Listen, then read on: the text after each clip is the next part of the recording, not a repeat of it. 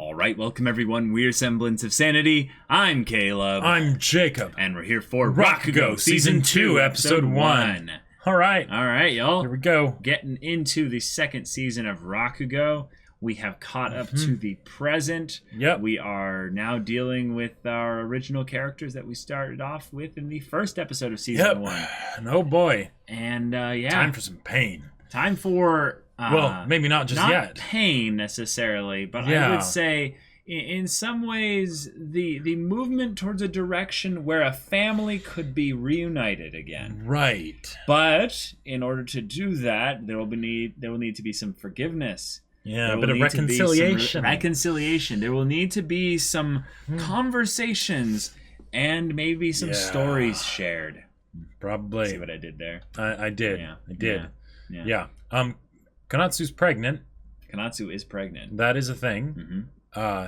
It's a bit of a development from the first episode of the show. Yeah, we have no idea who the father is, so that is a mystery at this point here. It is something that she does not want to tell anyone about, so that is a big deal. Or maybe specifically she just doesn't want to tell Yotaro. But sure, that's the thing. It's definitely not Matsuda's kid, because Matsuda is still around. Sorry, I was about to make a really funny joke, but the gist of it is that Matsuda is the goodest, he's the goodest guy. He's still around, and because he's so positive and awesome and wonderful, he's almost like aged less than Yakumo. He's eternal in that respect. That's right. Yeah, poor Yakumo. Like, he had to weather these last few decades, and... I can't say anything about how he weathered that in terms of like grading him in a good or bad way, or just the fact that he did it. He did survive, but he is still a dead man walking. Yep. He is a husk of a man. Yeah. And oh boy, Yotaro came up to him and said that he would like the Sukeroku name. Yeah. So that's a thing. Y'all, without further ado, let's get into this. Alright everyone, and be sure to go check out the reaction portion of the video in the description below, and then come back here for the discussion. Wow. That was such a good premiere. That was an amazing premiere. One of the things that I really like about this, so from the first episode and then going back in time and seeing Sukeroku and Yakumo, it gave me certain preconceptions about what season 2 would be, right? Yes. Because of how they were drawing the parallels between the two of them and everything, and the foreshadowing that Sukeroku would die and all that stuff. It made me feel like it was going to be something that was very similar to Season 1, and then it would be the question of can things possibly be different? But here from the get-go, they're making things very different because even though he has taken the Sukeroku name, he is his own Sukeroku, right? Which is the whole point, right? Because the future is not dictated by the past necessarily, right? Right. You know, for Yakumo, it might be one of those things, but that doesn't have to be here. So, wow. I want to go over really quickly just all the things I really liked. Just mention them and then just go in depth into them. The recap thing was funny. That was great. And it went on for quite a bit of time, but then we end up actually having this conversation with a character that I don't think we've ever seen this character before. I don't think so. No. But I loved how he kind of was a way for us to get exposited to. And then we ended up having... this fantastic moment between Kanatsu and Yotaro, just wonderfly wholesome and emotional and just incredible. And then this introduction of this character, what was his name? He-san or He-chan? They were saying like his name is actually like, do you know who he is? Let me see. Higuchi Eisuke? Yeah, exactly. Yeah, and then they just said, call him He-san.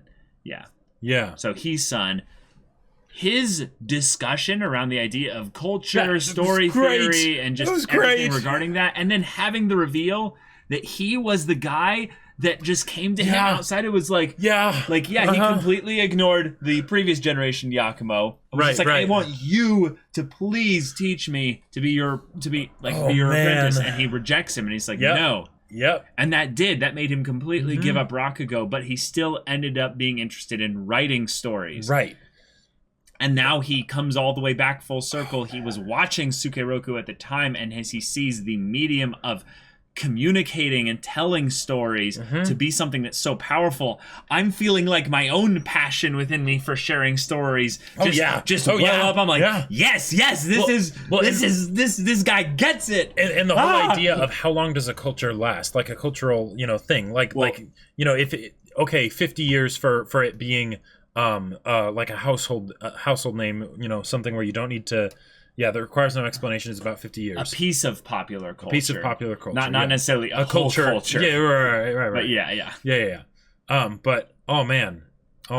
So I want to discuss that a lot. That was really fantastic. Then we end up having this conversation where Yotaro, he tells him that he wants to be a family with them. And it's literally the thing that Yakumo wanted as well. And then he's like, It's like, I know I'm no substitute for Sukeroku just because I took his name, but I know that I'll adapt to fit it someday and change the Sukeroku that exists inside you both. And I think that's the task you entrusted me with when you... Sorry, that's what the 3 promises were for.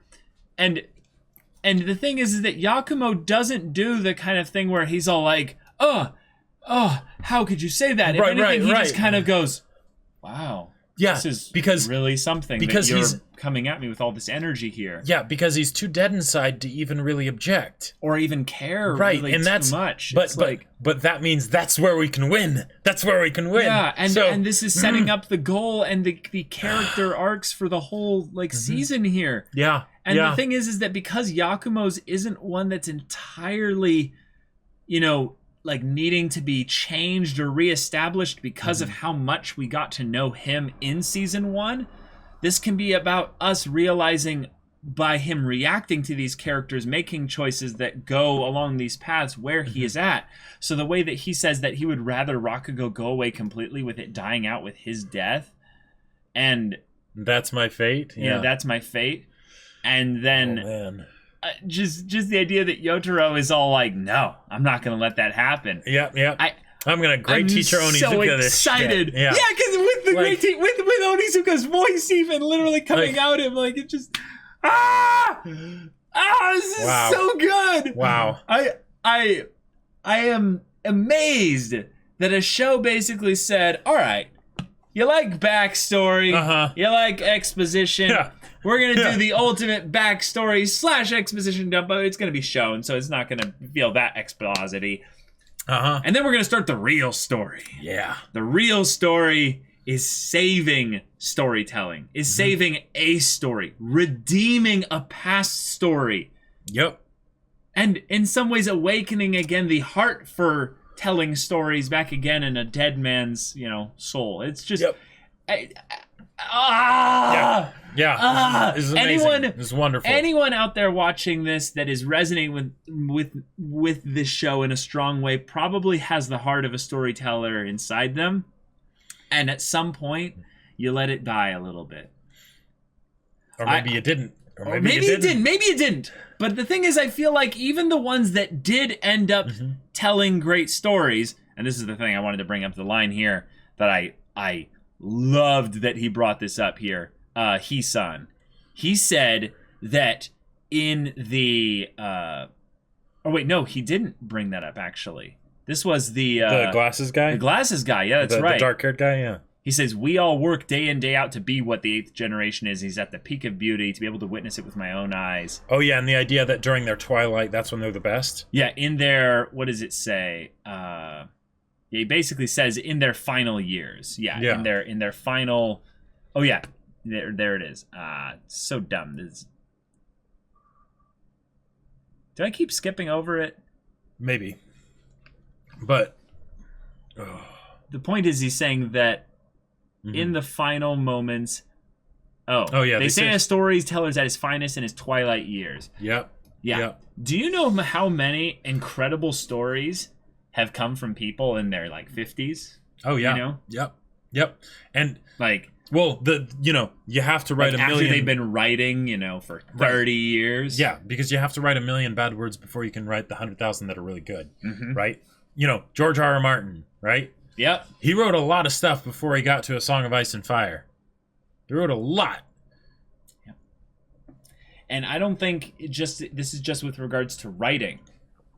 I think this is with regards to storytelling. Oh, yeah. There's some really cool stories about actors and performers and such who didn't really ever get their big break in terms of that until they were in their 50s. Yeah. There's some really cool stories out there about that. But what's so exciting about hearing this in the context of the fact that we know that Yakumo is going to go on another arc in some ways with Yotaro and Konatsu and Konatsu's little baby. It means that Yakumo's best years could still be ahead of him. And yet we have had so many things regarding death surrounding him that this story might literally just end with him dying and passing on. Right, but he can decide what it's going to be like until then. Yeah. Like, so man. Yakumo getting some really good focus here with Yotaro being the proactive protagonist that is bringing a lot of this story to bear here. Let's talk a bit about whatever's kind of most present here. I would say we'll talk about this new character here. Sure, yeah. Weirdly enough, I feel like there's not too much to talk about from this episode, just because a lot of it is setting the stage for what's going to happen next. Because they're telling a new story that might as well be a sequel, right? Yes, it is, and they treated it as such with that hilarious recap. Rakugo. Great recap, Rakugo. That was amazing. Yeah. But we have a new character here who we'll get the name written down for when we get it in the next episode here. What I originally thought about this guy was that he was actually sketchy, that he was maybe involved in some illicit... You've been playing too much Yakuza, Jacob. Well, maybe, but it's also the fact that because I know that Yotaro was in jail, and there was that guy from the first episode that tried to get him back in that way of life. I've been waiting. The fact that they did the 10-year time skip means that hopefully that's not an issue. But one of the things that I was thinking is that there would be that question of, will he get roped back into it, right? For sure. The fact that this guy's here, and he's probably not that, makes me think of something else. Okay, you need to see Rakugo. What if they do it on TV? Like, maybe that's not quite the same thing, because you still don't have that dynamic interaction with the people you're performing for. I'm literally going to bring this up. Twitch is actually a better place for Rakugo than TV. It is. I mean, you get a live stream. Yeah. I mean, literally, there are people already that do a stupid manga read through of a whole thing, and they read it out in the voices. Who would do that? It's a pre-established story that's been around for a long time, and all they're doing is adding voices to it and reading it out loud with dramatic fashion. No one would be interested in that, right? No, God, no. Yeah. Yeah, we do One Piece manga read through Tuesday 3 p.m. Pacific time. So go check that out on Twitch.tv/Semblance of Sanity. And this could be the way that it ends up getting saved, because it's the next stage, right? Because I think that's what his role in the story is that he represents the modern world and how Rakugo will be connected to it, if at all, in the future. Exactly, because actual theaters, I mean, I love them, but they are a way of the past. They are still being very much filled up and used, though. Right. Personally, I was going to bring this up, actually. I just went to a very nice theater in our local area here. My girlfriend is very much into the theaters, productions and stuff like that. And we got a full-on, like pass subscription or what have you for some plays that we're going to see. And I just went and saw one, and it was fantastic. And the storytelling was incredible. The musical, it's amazing. And that whole experience there definitely felt like I was getting thrust into the past. But the actual presence and energy of the people there and the performers, can't be replaced. Yeah. It was It was captivating. Right. Oh, I can absolutely imagine. And yet in that situation, it's probably something where, in one of the bigger, city areas where there's probably only maybe 20 of them in the US, right? Then there's strong theatrical performances and things like that, because but this kind of theater isn't necessarily done or anywhere near here, or at least and even in this story they talk. I wouldn't know about it. Yeah, and even here they talk about how this is the only one in Tokyo, and all the other places, you know, in the other locations are closed down. Yep. You know. Yeah. So he's... Oh, he didn't even say he worked on TV? Yeah, of course. That's why I was bringing it up. Yeah, I'm swamped with work on TV. Yeah, so boom, bing, bang, boom. Well, that's why I was saying I was surprised that you thought he was working with something shady. Well, until he said that, yeah.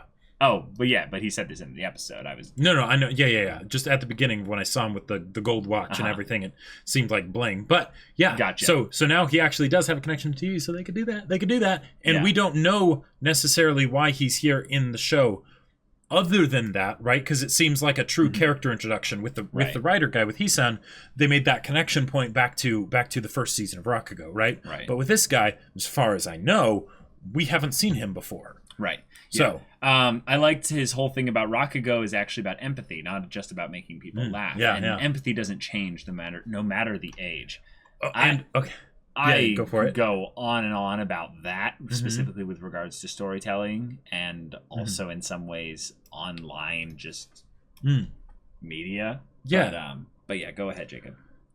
What that seems like is that it's also making a connection to him and Konatsu later. Oh, sure. He can make Konatsu laugh, and that's what he promises, but that's not necessarily what it's all about.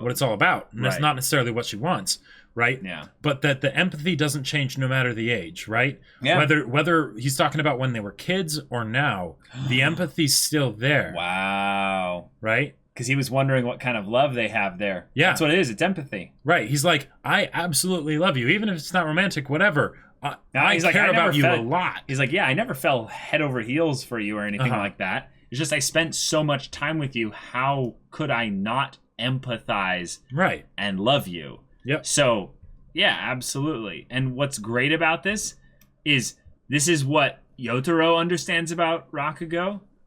Do you think that there is a lot of empathy left in Yakumo at this current time?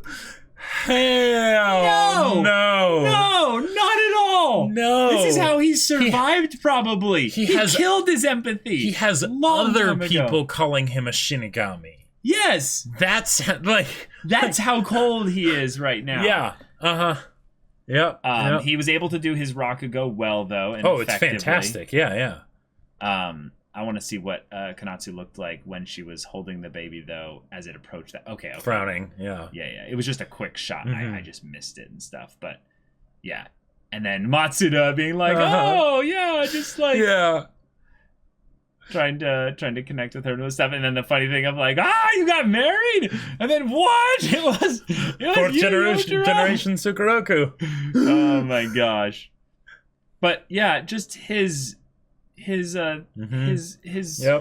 monologue, his pleading with Konatsu, it was so honest and wonderful. And I think this kind of honest proclamation of his emotions and feelings and what's going on internally is just what Konatsu needs. Oh yeah, she's been with this cold, dead ghost of a person who's just sitting there reminding her of what she lost. Oh, yeah. Well, and you can see how Konatsu has all these, like, defensive barriers up, right? With how she interacts with him and with, you know, even Matsuda and everything. She needs them. Yeah, she needs them. Yeah. And yet, this, you know, when he says something like that, you know, in his stupid Yotaro foolish way, right? Right. It moves her. It cuts past all that. Like, okay, you know what it makes me think of? What? This is gonna way back, and a bit obscure, but Court Jester. Oh my God. Yeah. Really? Yeah. Now. Bear with me. Please make this work. No, bear with me. I am trying. Yeah. Now, Court Jester, as far as a movie that ages, it's got some good comedy scenes. Yeah. That's trying to compare it to this as far as a work of art. No, not at all. Please. But there's a part at the beginning where basically it's the main character is the fool, right? Right. Yes. And he is absolutely the fool. He's goofy. He's, you know, whatever. Yes. And yet when he has the baby and he's caring for the baby, then the person is able to see, oh, he's so much more than, he's not just a fool, right? You know. Okay. Gotcha. That behind all of that, he really does genuinely care in a pretty amazing way. Okay. Right. Yeah. Okay. I see what you're saying there. No. All right. So don't worry. Moving on. Yeah. So we end up with this wonderful chance encounter with a character here who I recognized immediately from that one passing bit, because I was like, oh, they made that character look a little bit like Sukeroku. Well, and also just he had a more definitive character design than the usual crowd person. Yeah, and then he literally shows up here. Yeah, and it's not only that he had the Sukeroku-like design, and now he's a lot older, so he looks different. He was the kid who got rejected, now we get to see what is his passion. And I almost want to spend like a huge chunk of discussion on this here. He's a writer, okay? And he's supposed to be popular as a writer, and he wants to be the backer of our boy Yota here.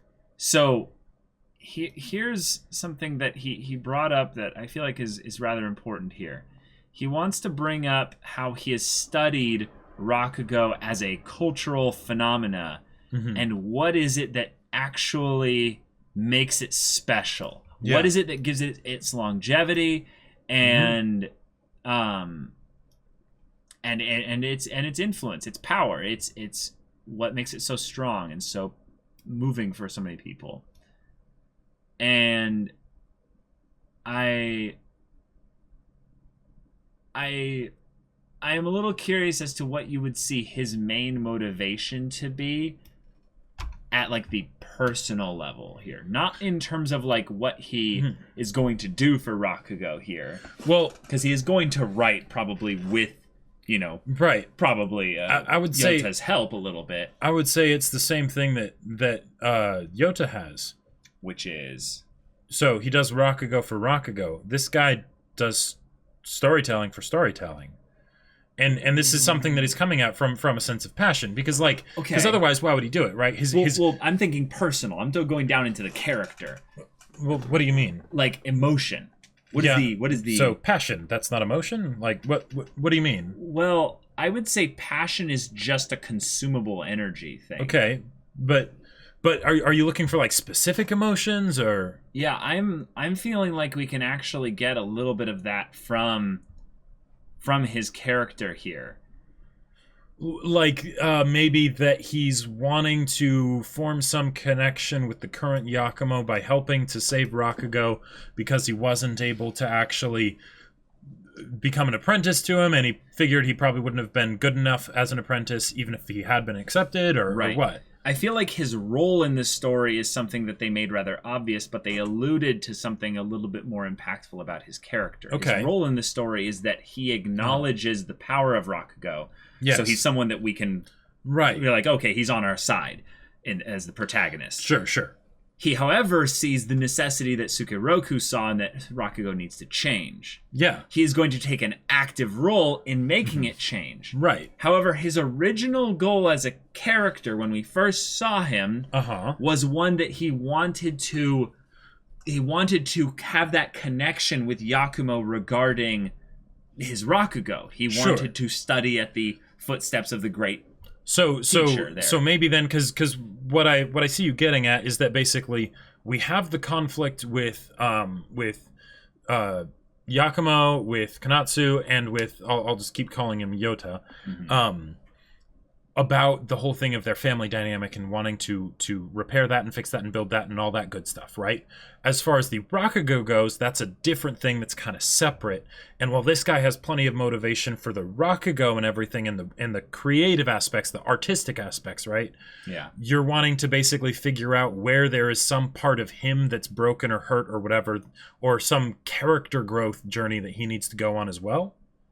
And that maybe because of his connection to Yakumo in the past, there's some desire to some unfinished business, not in a bad way, but but some kind of like there's something that there's a specific reason that he wants to return to Rakugo specifically, not just any other form of storytelling, because he's already done that. He has written enough stuff that this lady in the background here with the musical instrument was able to go, oh, you know who this is, right? He's a really popular writer. And he's like, oh, no, it's no big deal. And beyond just the Alexander wept for he had no more worlds to conquer, not just something of he's really good at writing, so he wants to find something else. And he had a previous passion for Rakugo when he was a boy, so...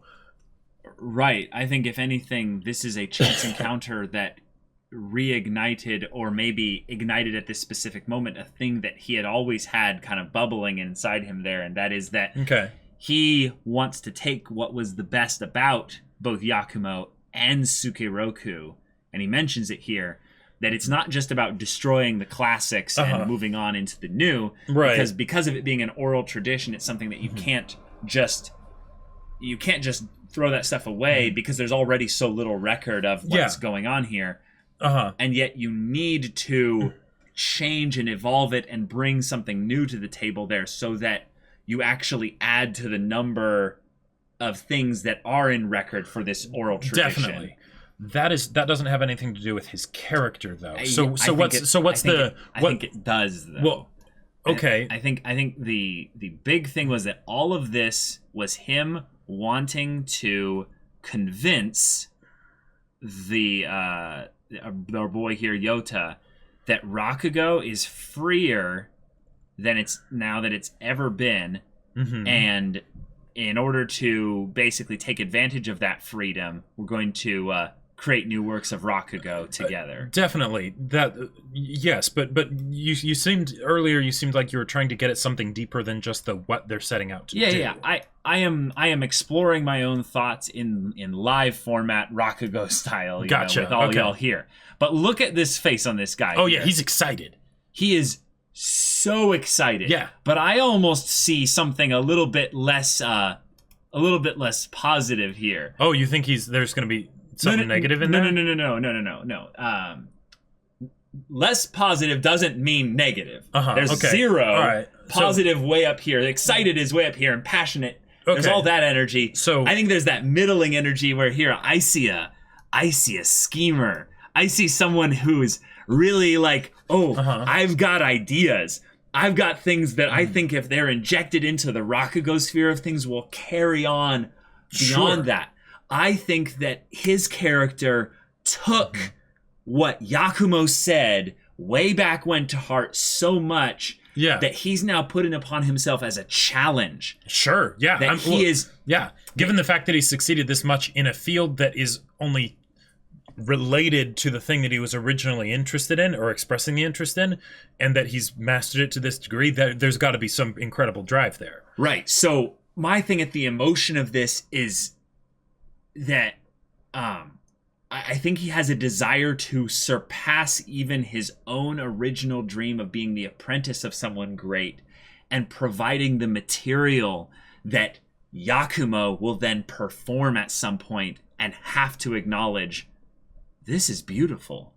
Okay. Yeah. So this is something spectacular. So he kind of wants to show up Yakumo or not stick it to him, but kind of prove it to him and be like, yeah, I'm good. But also in a positive way, being like, right, I took what you said to heart. Right. I am going to work with Yota here. Right. The acknowledgement and respect that even though you didn't take me as an apprentice, we're still making something awesome together. Because this is the attitude of a dreamer in action.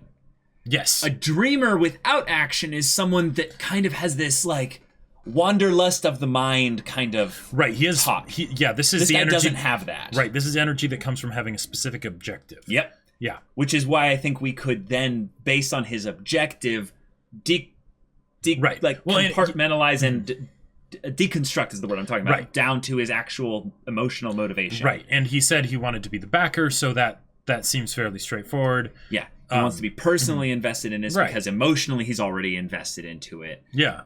He believes in it, so he's a dreamer that sees the mechanics by which it can happen. And I think there is an emotional catharsis that he is seeking that involves him and Yakumo, and this connection that Yota has to Yakumo is why he's specifically going to Yota here, and the reason why this whole thing just happened is because he retreated to the theater and then he was like, wait, yes, that thing I always wanted. Let's do this tonight, like that whole impulsiveness of it. And you just helped me remember that there were multiple times when someone said that they just happened to go into the theater. It was both him, Hisan, and I believe Konatsu. Oh, right. So, it's like, oh yeah, it just happened to. Yeah. Sure. Right. Sure. Yeah. Yep. Yeah. Oh. Okay. Final little tidbit, Jacob. This final just promise of him basically setting up what Yota setting up what he's going to do for this season. Oh yeah. How do you feel about it? I absolutely love it. It's not what I expected. It's fantastic because it's keeping it so personal, right? In the idea that because the first season, right, is a story that Yakumo told to Yota. Right. He realizes just as much as we do that there is something here that needs to be fixed. There's something here that needs to be healed and put back together. And now that's his objective, which is fantastic because now we can literally have the motivations of the main character be in line with our desires as an audience, right, of what we want to see. So, yeah. And in some ways, everything is going to replay itself. History is going to repeat itself, but it will be redeemed because Yota said he would do it. Yep. And you know what? This is kind of our shonen protagonist boy who comes in with the squawking excitement and energy. Just a bit. And yeah, he's like, hey, all this drama stuff here? I acknowledge it. It happened. But you told me that for a reason. Not to just offload your stress and let us know what's going on here. You gave me a goal, and now I'm going to do that for you. I'm already seeing the parallels between him and Hisan in that regard. Sure. In that, they were told something both by Yakumo way in the past. They both remembered it and held on to it, and now they're both attacking this whole problem that is Rakugo in society, modern society. Yeah. And they're going to do something about it. Oh, boy. They're not going to necessarily wait for, Yakumo to, give them anything more with that. Yep. And I like that Yakumo, even in his apathetic state, is like, well, I mean, that's what you're going to do, so you're going to do it. There is a lot of apathy in that. But you see also this added you see this added bit of astonishment where it's almost like he wants to support it, but he doesn't have that energy anymore. So maybe if anything, he's like, if I don't touch it, maybe I won't accidentally kill it. Sure. Like me being the Shinigami of Rakugo. Okay. If he even cares enough to have that much. Yeah. I will leave my hands off of this so I don't accidentally suck the life out of it. Oh boy. I'm so excited for season 2 now. Boy. So, y'all, this is amazing. This is so good. This is fantastic. Thank you so much for watching this episode's reaction and discussion. If you want to see the next episode's reaction and discussion right now, though, go check out the link in the description below for our Patreon. You can get on early access there. You can watch full-length timer reactions there. And all this comes with Discord access. So you can chat with us and the community there about this show, about anime in general, other stories like Jacob's that he wrote. Yeah. No, Rakugo is more of a drama than a sci-fi. But if you're into sci-fi, I wrote a sci-fi novel. It's called Battle Lines, and it's pretty awesome. It's available for purchase on Amazon. Link in the description down below. It's in both hardback and ebook, so whichever works best for you, go check it out. Yeah, so if any that interests you, we'll see you there. But until then, we're Semblance of Sanity. I'm Caleb. I'm Jacob. And we'll see you all next time.